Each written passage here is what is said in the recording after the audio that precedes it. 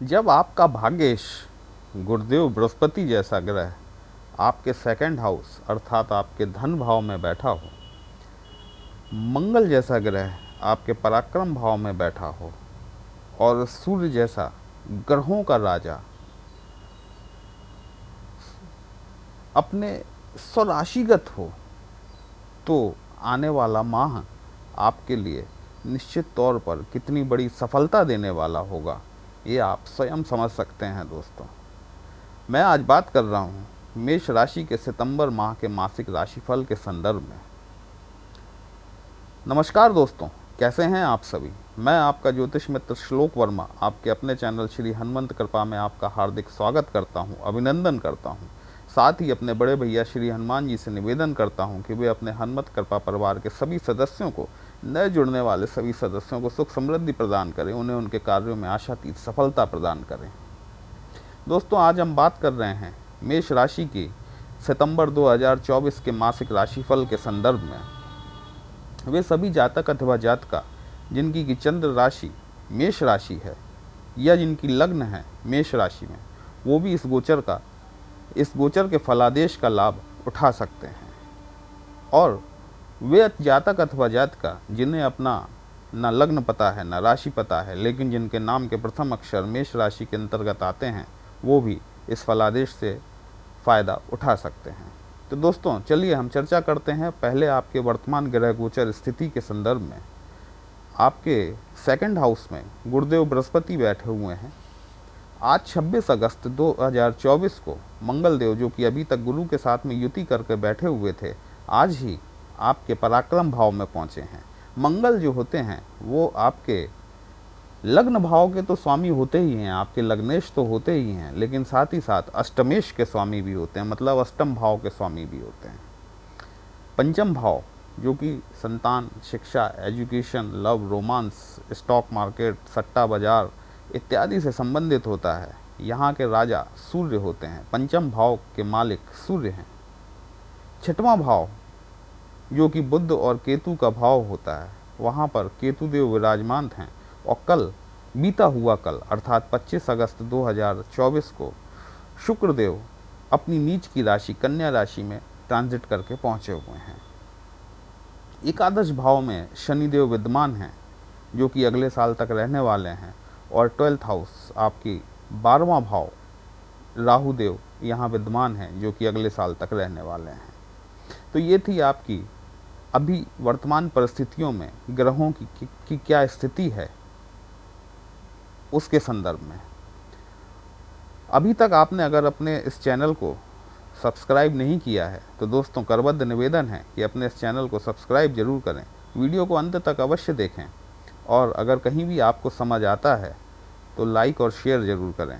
Comment box में अगर आप जय श्री राम लिखेंगे तो आपको भी अच्छा लगेगा और हमारा भी मनोबल बढ़ता है इस तरह के विश्लेषण बनाने के लिए। तो शुरुआत करते हैं हम गुरु से। गुरुदेव आपके भाग्येश होते हैं दोस्तों। भाग्येश के साथ साथ आपके 12th हाउस 12वें भाव के कारकत्व भी गुरुदेव बृहस्पति के पास ही है। और गुरुदेव बृहस्पति इस समय आपके धन भाव में बैठे हुए हैं। भाग्येश का धन भाव में बैठना अपने आप में एक बड़ा प्रबल धन कारक योग माना जाता है। और गुरुदेव बृहस्पति इस समय मंगल के मृगशिरा नक्षत्र में चल रहे हैं। मंगल देव जो कि आपके लग्नेश होते हैं, आज ही पराक्रम भाव में पहुंचे हैं। यद्यपि ये पराक्रम भाव जो है, ये मंगल के मित्र राशि का भाव नहीं है ना, क्योंकि बुध और मंगल की जो मित्रता नहीं कही जाती। लेकिन फिर भी आपका लग्नेश है, आपका लग्नेश होकर ये आपके अष्टम भाव के स्वामी भी हैं, और ये आज पराक्रम भाव में बैठे हैं। अपनी चतुर्थ दृष्टि आपके रोग, ऋण, शत्रुओं पर अर्थात आपके 6th हाउस पर डाल रहे हैं। अपना 7th एस्पेक्ट ये आपके 9वें भाव पर डाल रहे हैं। और 8th एस्पेक्ट जो है, मतलब 8वीं दृष्टि आपके कर्म क्षेत्र पर डाल रहे हैं। देखिए, अभी तक शनिदेव आपके 11th हाउस में बैठे हुए हैं। 11वां भाव जो होता है एकादश भाव, ये हमारे लाभ या इच्छा पूर्ति का भाव कहा जाता है। और जब यहाँ पर शनिदेव बैठे हुए हैं तो स्वाभाविक सी बात है कि शनिदेव ने आपकी इच्छा पूर्ति में, आपके लाभ में जो है रोड़े डालकर रखे हुए हैं, क्योंकि शनिदेव आपके कर्म भाव के स्वामी भी होते हैं। और कर्म भाव का स्वामी लाभ भाव में बैठा हुआ है तो निश्चित तौर पर आपको आपके कार्यों की तरफ से अड़ंगे लग रहे थे, और साथ ही साथ चूंकि कार्य में अड़ंगा लग रहा है इस वजह से लाभ में भी कमी आपको देखने को निश्चित तौर पर मिल रही होगी। सूर्य भगवान आपके पंचम भाव में 16 अगस्त को ट्रांजिट कर गए हैं। देखिए अगस्त का माह जो है बड़ा महत्वपूर्ण माह है, क्योंकि इस माह में तीन तीन ग्रहों ने अपना भाव परिवर्तन किया है, और साथ ही कुछ ग्रहों ने जैसे कि गुरुदेव ने अपने नक्षत्रों में भी परिवर्तन किया है। तो अब चूंकि सूर्य देव अपने पंचम भाव में आ गए हैं, अपना स्वराशिगत हैं, सिंह राशि में हैं, तो सूर्य ऑटोमेटिकली यहाँ पर अत्यंत बलवान हो जाते हैं। और सीधे सीधे चूंकि सूर्य और शनि की सब तक दृष्टि है, एक दूसरे को 7वीं दृष्टि से देख रहे हैं, और सूर्य चूंकि शनि के पिता हैं तो निश्चित तौर पर जो शनि देव की तरफ से जो आपके कार्य क्षेत्र में जो अड़ंगे लग रहे थे, जिसकी वजह से आपको आपके लाभ में कमी देखने को मिल रही थी, मतलब कि हम जितनी मेहनत कर रहे हैं उस मेहनत के हिसाब से हमें रिटर्न नहीं मिलता, तो उसे लाभ में कमी के तौर पर देखा जाता है। अब 16 अगस्त से लेकर 16 सितंबर तक सूर्य आपके पंचम भाव में ही विद्यमान रहेंगे, और ये पंचम भाव में जो सूर्य की मौजूदगी रहेगी, ये निश्चित तौर पर आपको कार्यों में जो अड़ंगे लगे हुए हैं उन कार्यों में एक गति आएगी, और जब कार्यों में गति आएगी तो निश्चित तौर पर आपको लाभ में बढ़ोतरी होती हुई अवश्य दिखाई देने लगेगी। देखिए शनिदेव की वजह से, चूंकि शनिदेव की जो तीसरी दृष्टि होती है, तीसरी दृष्टि को त्रियक दृष्टि भी कहा जाता है, ये बड़ी खराब दृष्टि मानी जाती है। तो शनि की तीसरी दृष्टि जो है ना, ये आपके लग्न भाव पर पड़ रही थी, मतलब आप पर स्वयं, और आप पर स्वयं पड़ने के कारण इस बीच में आप देखेंगे कि आपके स्वास्थ्य में भी बहुत दिक्कतें आई होंगी। आपके अंदर एक अलग तरीके का आलस्य या किसी काम को कल पर टालने की आदत आपने निश्चित तौर पर देखी होगी इस दौरान।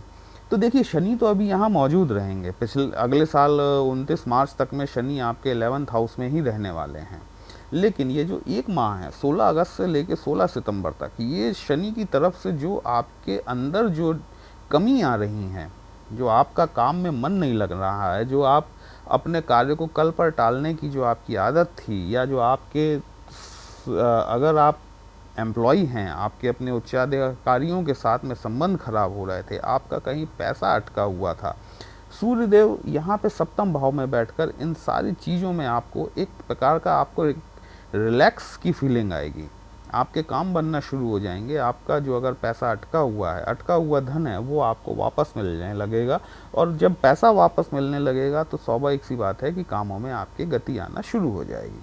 देखिए गुरुदेव बृहस्पति जो हैं मंगल के मृगशिरा नक्षत्र में गोचर किए हैं, और साथ ही साथ 6 सितंबर 2024 तक मंगल भी अपने स्वयं के नक्षत्र में चलने वाले हैं।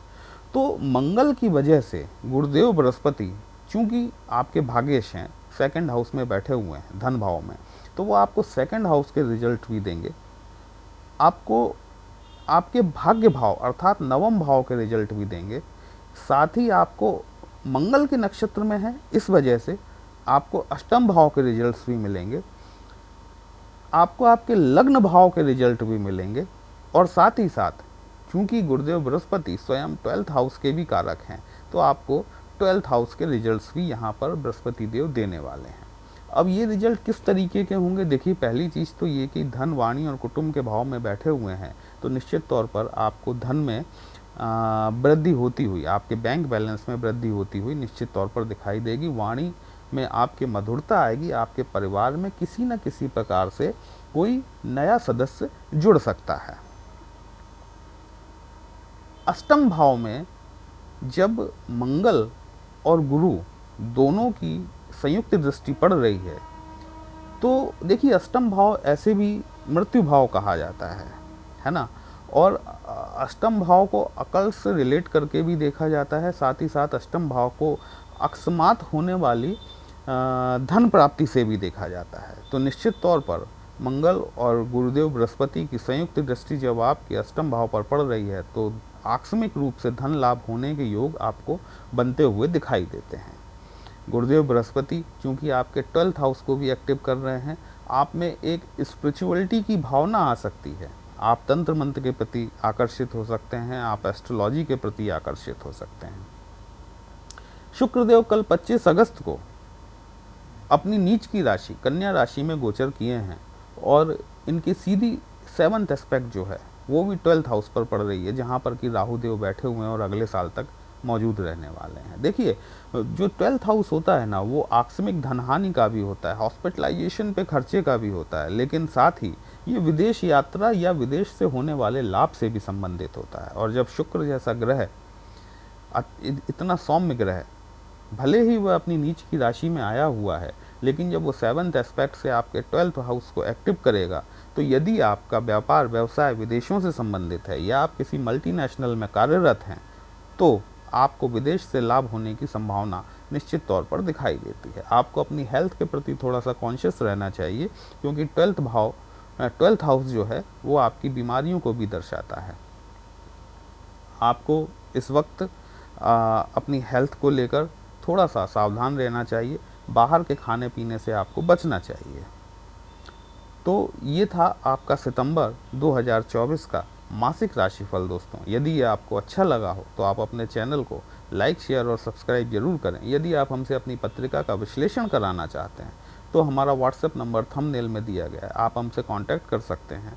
पर्सनल कंसल्टेशन पेड होता है दोस्तों, एक छोटी सी फीस पे करनी होती है। आपको आपकी समस्या का उचित समाधान देने का प्रयास किया जाएगा। चलिए फिर मिलते हैं एक नई राशि के साथ। तब तक के लिए जय श्री राम।